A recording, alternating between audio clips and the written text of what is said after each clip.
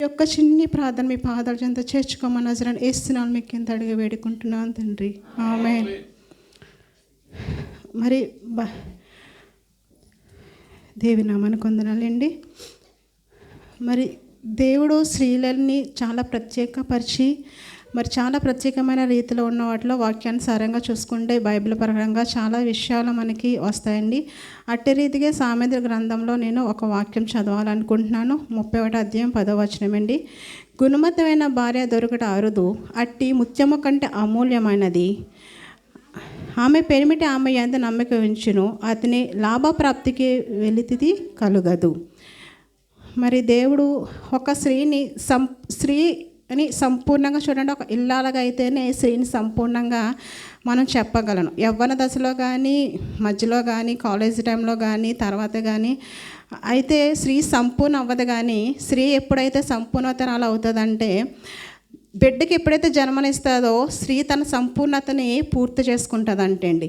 మరి దేవుడు ఇక్కడ స్త్రీని అలాంటి గుణవతైన భార్య దొరకట అరుదు, అట్టిది ముత్యము కంటే అమూల్యమైనది అని దేవుడు ఇక్కడ సెలవిచ్చి ఉన్నారండి. అలాగే భర్త పట్ల మరి ఎంతో నమ్మిక ఉంచి కలిగి ఉన్న 3 స్త్రీలను మనం బైబిల్లో చూడగలుగుతాం. అందులో మోషే భార్య అయిన హిసోఫరను, దావీదు భార్య అయిన మీకాలు, నాబాలు భార్య అయిన అబిగేలు. మరి అబిగేలు నాబాలు కోసం అయితే తెలుసుకున్నట్లయితే మన 1వ సామ్యలు 25 మరి 1వ వచనం నుంచి మనం చూసుకున్నట్లయితే మరి అందులో నాబాలు కోసము 25 నుంచి ఆ వచనాలన్నీ మనం చదువుకున్నట్లయితే నాబాలు ఎటువంటి వాడు, అబిగేలు ఎటువంటి స్త్రీ అన్నది అక్కడ మనకి ప్రత్యేకపరిచి ఉంటుందండి. అంటే కొంతమంది అదృష్టం కొద్దీ భర్తలు మంచి వాళ్ళు ఉంటారు, కొంతమంది కొంచెం రకాలుగా ఉంటుంది, మనందరికీ తెలిసిన విషయం. అటు రీతిగానే మనం చాలా కృంగిపోతాం. ప్రభువా నా జీవితంలోనే ఈ చెడు జరిగిందా, నా విషయంలోని తప్పు జరిగిందా అని కుంగిపోతాం. కానీ దేవుడు అటువంటి స్త్రీలకి ఇదొక వాక్యాన్ని కూడా మనం చెప్పచ్చండి. నాబాలు ఎటువంటి వాడు అన్నది ఇక్కడ ప్రత్యేకంగా రాసి ఇక్కడ బైబిల్లోనే అతని కోసం ప్రత్యేకపరిచి రాసి ఉన్నాడు. మోటువాడు దుర్మార్గుడై ఉన్నాడని చెప్పేసి ఇంకా చదువుకుంటూ పోతే అతని కోసం చాలా చాలా స్టోరీ మనం ఉండొచ్చు. అతనికి ఎంతో సహాయం చేసిన దావీదు గారికి కూడా అతను సహాయం చేయలేని స్థితి, అంత దుర్మార్గుడుగా నాబాలు మారిపోయాడండి. కానీ గుణమంతురాలైన భార్య ఏం చేసిందంటే తన భర్త ప్రాణాలు కాపాడుకోవడం కోసము దావీదు గారి దగ్గరికి వెళ్ళి తనని బ్రతిమలాడుకుంది. తన భర్త చేసిన తప్పులని క్షమించమని అడిగి, అంటే తను ఒట్టిగా వెళ్ళిపోయి నా భర్తను క్షమించే అంటే దావీదు గారు క్షమించరండి.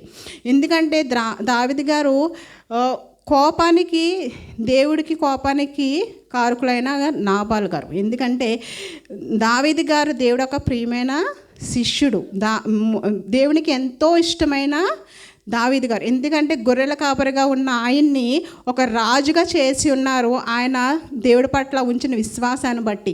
మరి దేవుడు బిడ్డలకి ఏదైనా అపకారం జరిగితే దేవుడు ఊరుకుంటాడండి? ఊరుకోడు. కాబట్టి నాబాలు దేవుడు ఉగ్రతకి కారకుడై ఉన్నాడు. కారకుడై ఉన్నప్పుడు దేవుడు ఉగ్రత నుంచి తన భార్య ఎలా వేడుకుందంటే ఆయనకి కొన్ని కానుకలు తీసుకెళ్ళి బ్రతిమలాడుకొని, తన పని వాళ్ళను బ్రతిమలాడుకొని దావీదు గారి దగ్గరికి వెళ్ళి తన వినయత, నేను నీకు ఇన్ని తీసుకొచ్చాను, నా భర్త ఎలా తప్పు చేశాడు, నువ్వు క్షమించు అని అడగలేదండి. ఏమడిగిందంటే వినయతతో తన భర్త చేసిన తప్పులన్నిటిని ఒప్పుకొని చాలా వినయంతో గుణవంతిగా తను దావీదు గారిని వేడుకుంది. ముఖ్యంగా తను అంత వినయత కలిగి ఉండడానికి కారణం ఏంటి అంటే దేవుడి పట్ల తనకున్న నమ్మకం. దేవుడు తనతో ఉన్నాడు.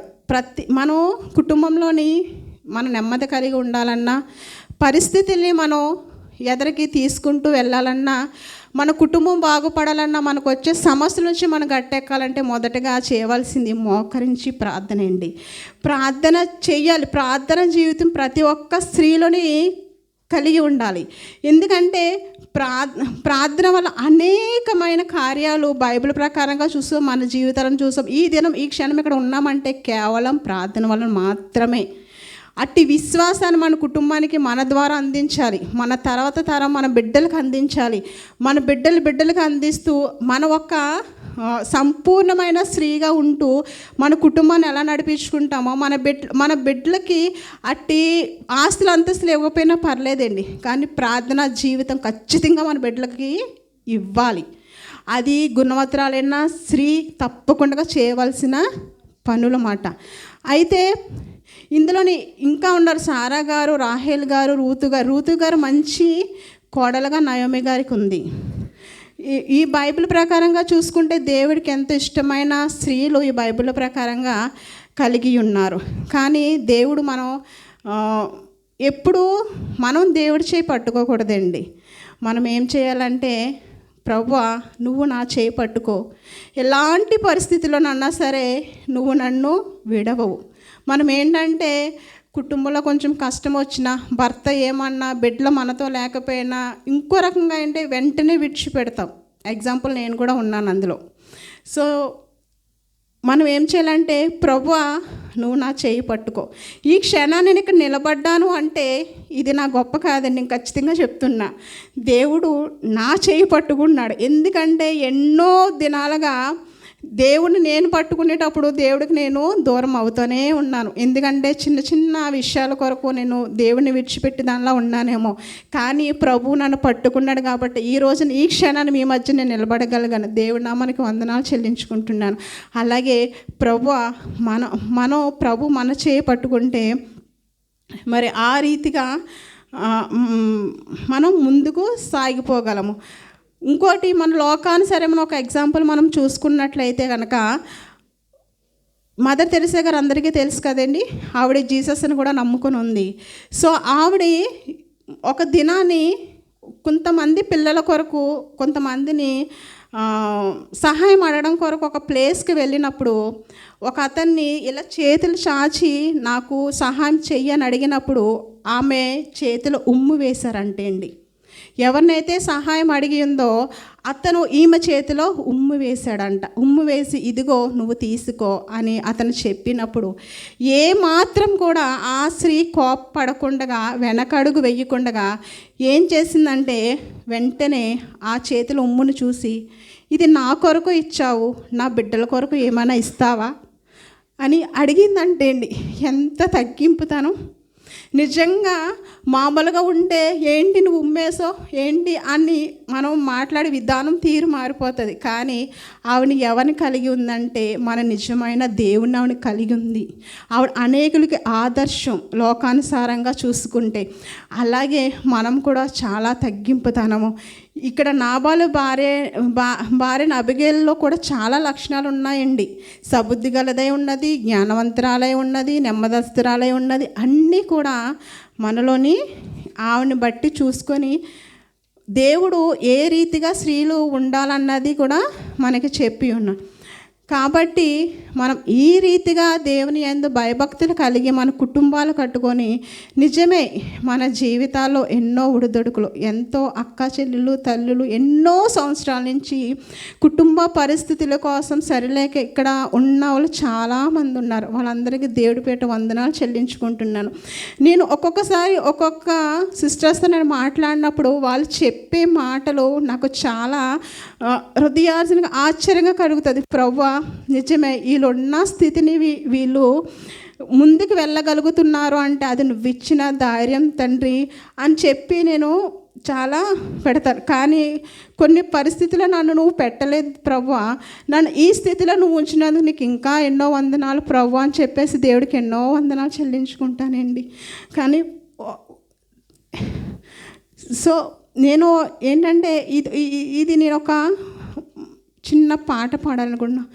నీ చేతితో నన్ను పట్టుకో, నీ ఆత్మతో నన్ను నడుపు, నీ చేతితో నన్ను పట్టుకో, నీ ఆత్మతో నన్ను నడుపు, శిల్పి చేతిలో శిలను నేను, అనుక్షణము నన్ను చెక్కుము. శిల్పి చేతిలో శిలను నేను, అనుక్షణము నన్ను చెక్కుము.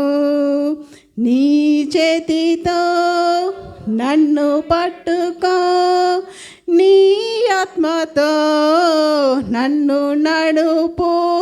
నిజమే ప్రభువా తండ్రి, నీ ఆత్మతో మమ్మల్ని నడిపించు దేవా తండ్రి. నాయన మా అంతటా మేమైతే నడవలేం దేవా నాయన. ఎన్నో ఆలోచనలు, లోకపరమైన పరిస్థితులను బట్టి కృంగిపోతున్నాము దేవా నాయన. హృదయంలో ఉన్న వేదన ఎరిగిన దేవుడు తండ్రి ప్రభువా నాయన. తండ్రి ప్రభువా నాయన, ఒంటరిగా ఉంటూ తండ్రి ప్రభా కుటుంబం కోసం ఎంతో కష్టపడుతున్న తల్లిలో ఉన్నారు ప్రభా. వాళ్ళందరికీ ఓదార్పు దయచేయి తండ్రి ప్రభా నాయన. శక్తిని ఇవ్వమని అడుగుతున్నాను తండ్రి ప్రభా. ఈ స్త్రీల సావాసుల్లో దేవా తండ్రి ప్రభా ప్రతి ఒక్క బిడ్డతో మీరు మాట్లాడమని అడుగుతున్నాను తండ్రి నాయన. నాయన వాళ్ళ హృదయాలు ఒక్కసారి చూడమని అడుగుతున్న, వారి కన్నిటిని మీ బుడ్డిలో వేసుకోమని అడుగుతున్నాను దేవా. నాన్న జ్ఞానం కలిగి నడిచే స్త్రీల ఉండుటకు సహాయం దయచేయమని అడుగుతున్నాను దేవా నాయన. మాకు జ్ఞానం తక్కువగా ఉన్నది తండ్రి ప్రభా, మీ జ్ఞానాన్ని దయచేయమని అడుగుతున్నాను దేవా. యేసయ్యా మీకు వందనాలు చెల్లించుకుంటున్నాను దేవా. యేసయ్యా స్తుతులు స్తోత్రాలు తండ్రి ప్రభా నాయన. భర్త పట్ల ఓదార్పు లేదేమో, కుటుంబం పట్ల సమాధానం లేదేమో, బిడ్డల పట్ల సంతోషం లేదేమో ప్రభా నాయన. అన్ని సమస్యల నుంచి తండ్రి దేవానైనా నాయన మేము ముందుకు వెళ్ళేనైనా నాయన జ్ఞానాన్ని మాకు దయచేయమని అడుగుతున్నాను. ఓదార్పును మాకు దయచేయండి తండ్రి ప్రభా. యేసయ్యా మీకు వందనాలు, మీకు స్తుతులు స్తోత్రాలు చెల్లించుకుంటున్నాం తండ్రి ప్రభా. మీ యొక్క వాక్యాన్ని తండ్రి ప్రభా నాయన ఒట్టిగా వదిలేసుకోకుండా నాయన మా హృదయాలు ధ్యానించడానికి సహాయం దయచేయమని అడుగుతున్నాను రాజా. మీకు వందనాలు, మీకు స్తుతులు స్తోత్రాలు చెల్లించుకుంటూ తండ్రి ప్రభా మీరు మాతో మాట్లాడి ఈ మాటలు నాయన తండ్రి ప్రభా హృదయలకు సహాయం దయచేయమని దేవా నాయన యొక్క చిన్ని ప్రార్థన మీ పాదాల చెంత చేర్చుకోమని నజరేయుడైన యేసు నామములో మీకింత అడిగి వేడుకుంటున్నాను ప్రభా. ఆమేన్.